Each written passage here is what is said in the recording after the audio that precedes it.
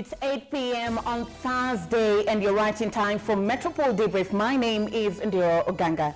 On the 7th of December 2019, videos surfaced online of flamboyant Nairobi Governor Gideon Mbuvi, alias Mike Sonko, being arrested by the police. His crime, conflict of interest in line with Anti-Corruption Act, Section 42, subsection 3, that states, an agent of a public body who knowingly acquires or holds directly or indirectly a private interest in any contract, agreement, or investment emanating from or connected with a public body is guilty of an offense.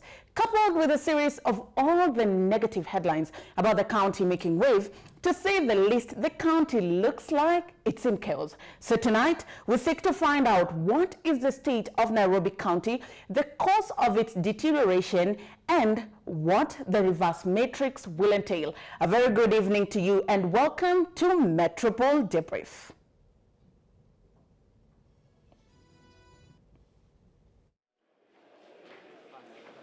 Two days after his arrest, flamboyant Nairobi Governor Mike Sonko had his day in court. But unlike his upbeat and loud demeanor, the governor appeared to have toned down as the prosecution read the charges leveled against him and his co-accused. Contract for the supply, implementation and maintenance of an electronic revenue collection and payment solution issued by Nairobi City County Government, World Trade Limited, by receiving initially 1 million through Equity Bank, the Giri branch account number 162-026-255-9567 from World Trade Limited through ROG Security Limited.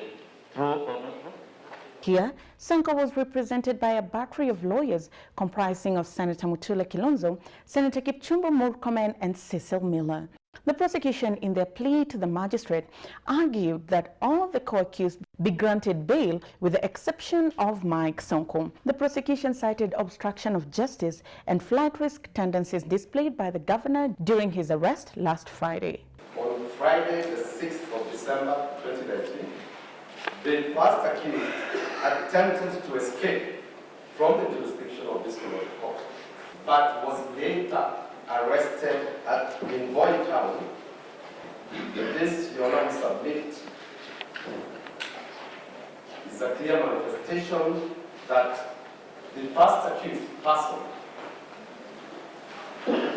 is indeed a flight risk.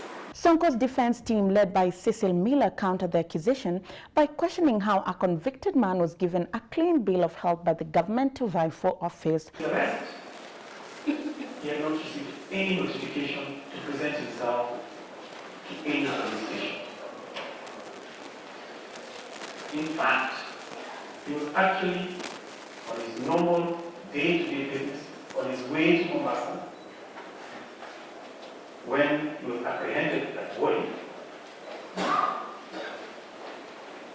And, Your Honor, what is interesting is that there was massive circulation of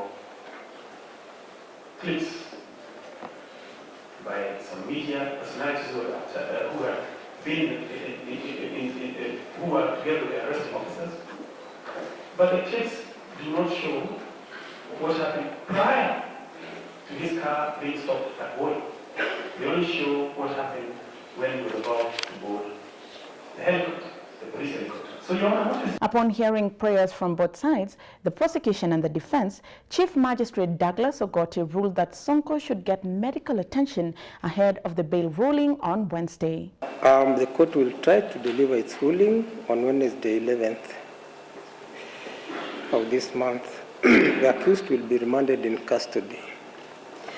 Now, due to the urgency of the medical treatment of accused one, though disputed, it's ordered that his admission to hospital be certified by the prison's medical center in the presence of his physician in order to be escorted to any other hospital for his medical attention as soon as that can be arranged. So ruling on the 11th. Well, quite an interesting story there, and that story developed because on Wednesday the governor was granted bail of 30 million Kenya shillings with a surety of 15 million Kenya shillings. But this story gets interesting and more complicated for the people of Nairobi because the governor is barred from accessing any public office, and that's the gubernatorial office of Nairobi. And this is just to ensure that the crime scene is not interfered with, to ensure that the investigations and investigators' officers have an easy time doing the investigations just to tie their case together.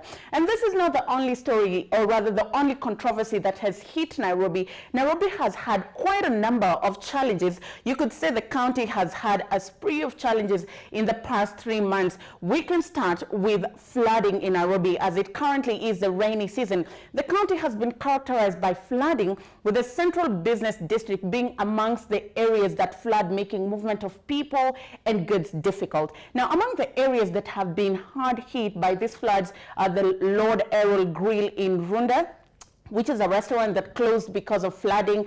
Thika Superhighway, we've seen the pictures online. The Kenya Water Institute in South Sea, and even Kenyans are making tweets and jokes about it on Twitter that water had found its way back to the Water Institute.